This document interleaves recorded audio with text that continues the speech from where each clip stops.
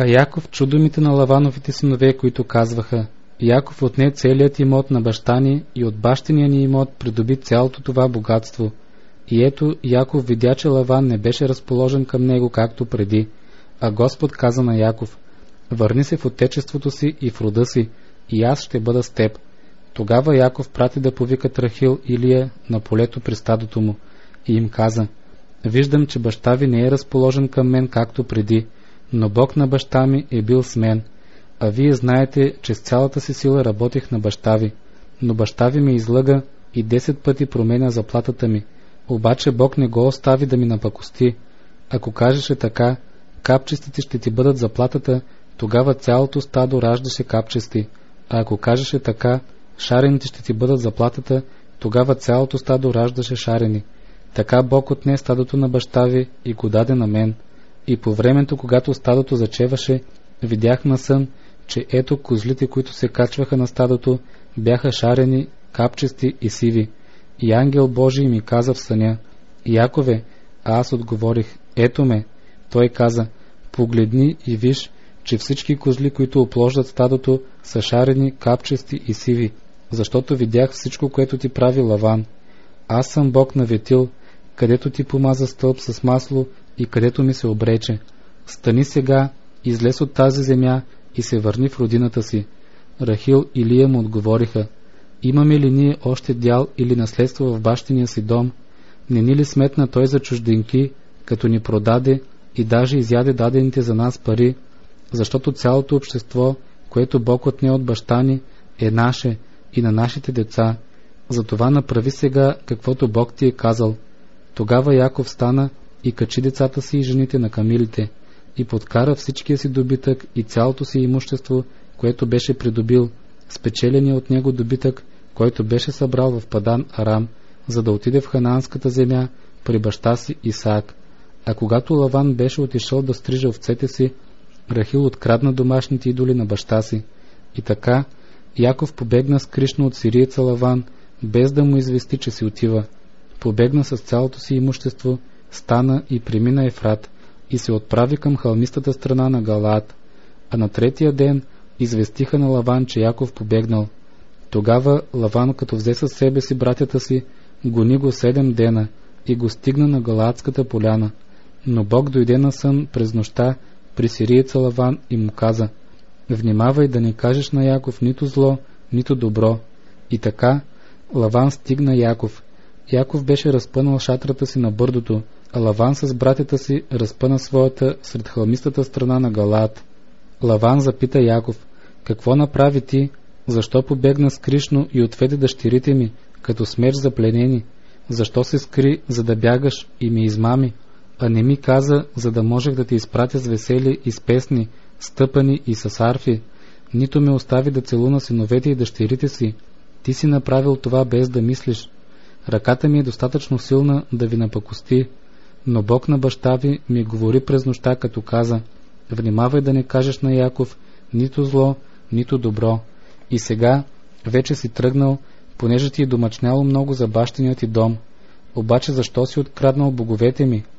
А Яков отговори на Лаван: побегнах, понеже се оплаших, защото си казах: може би ще ми отнемеш на сила дъщерите си.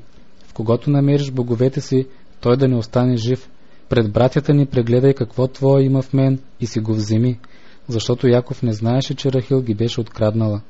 И така Лаван влезе в Яковата шатра, в Лийната шатра и в шатрите на двете слугини, но не намери идолите.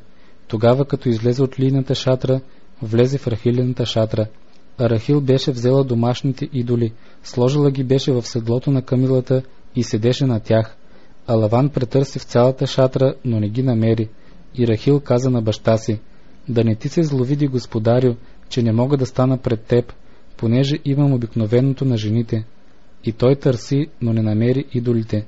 Тогава Яков се разсърди и се скара с Лаван. Яков проговори и каза на Лаван: какво е престъплението ми?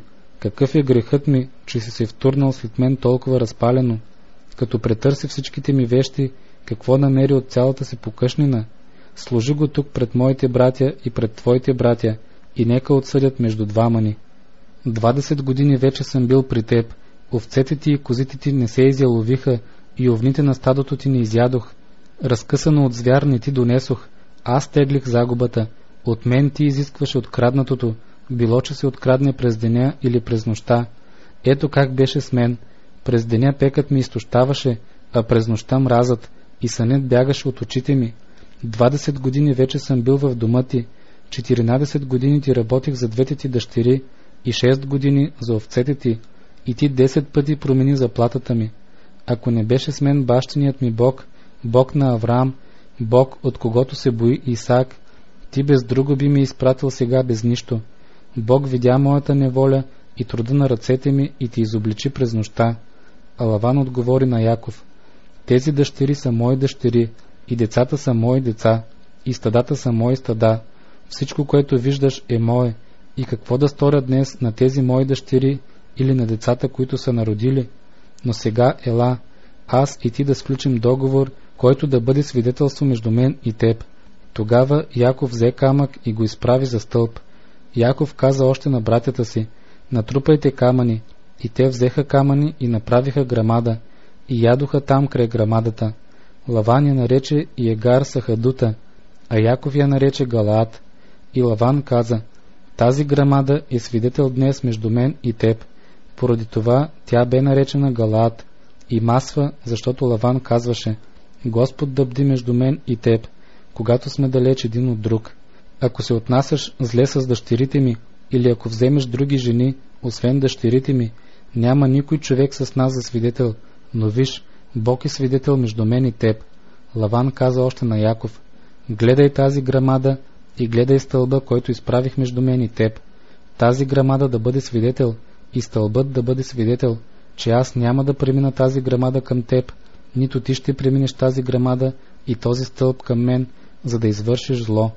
Бог Авраамов, Бог Нахоров, бащиния им Бог, нека съди между нас. И Яков се заклева в Бога, от когото се боеше Исаак. Тогава Яков принесе жертва на поляната и повика братята си да ядат хляб. И ядоха хляб и пренощуваха на поляната. На сутринта Лаван стана рано, целуна синовете и дъщерите си, благослови ги. И Лаван тръгна и се върна в своето място.